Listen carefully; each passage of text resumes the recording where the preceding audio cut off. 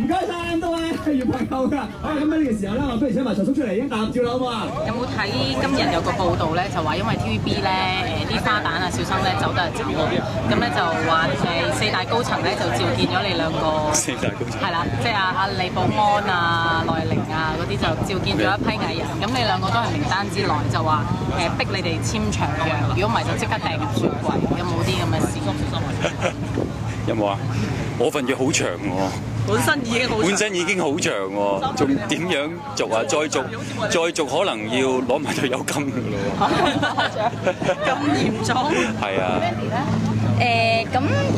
其實都有一路傾緊嘅，因為其實我自己都仲有一段時間咁識都有即係同阿小姐啊都見過面嘅，咁其實都同小姐見過面，咁但係都係平常食下飯啊，即係了解下我哋小姐見過，係啦，咁都係了解下我哋平時即係拍嘢啊嘅情況，主要都係。